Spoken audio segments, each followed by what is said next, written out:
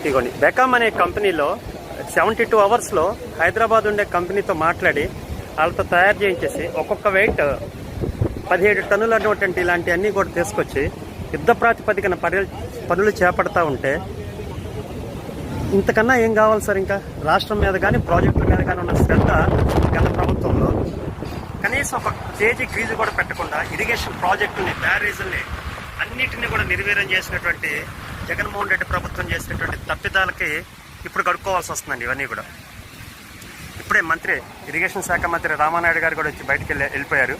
అంటే రే అనక పగలనక, పండగనక పబ్బం అనక చేస్తున్నా కూడా ఇంకా విమర్శించే వాళ్ళ కోసం, ఏది పడితే అది విమర్శించి ఎట్లా పడితే అట్లా మాట్లాడే వాళ్ళ కోసం ఇది జస్ట్ నేను షూట్ చేస్తున్నానండి. ఆల్మోస్ట్ 72 గంటల్లోనే హైదరాబాద్లో కంపెనీలో తయారు చేయించి ఇక్కడ తీసుకొచ్చి బిగించే పనులు చేస్తున్నారంటే చూడండి సిస్టమ్ ఎంత పర్ఫెక్ట్గా పనిచేస్తుందో చూడండి. మొత్తం బ్లాక్ చేసి, ప్రకాశం బ్యారేజ్ని అంతా బ్లాక్ చేసి డే అండ్ నైట్ వర్క్స్ జరుగుతున్నాయండి. డే అండ్ నైట్ వర్క్స్ ఇదిగోండి మీరు చూస్తుంది ఒక్కొక్కటి 17 టన్నులు అండి.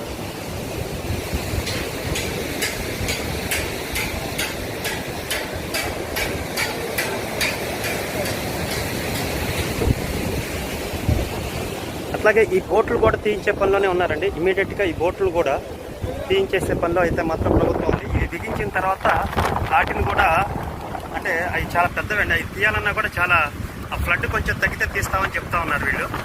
చూడండి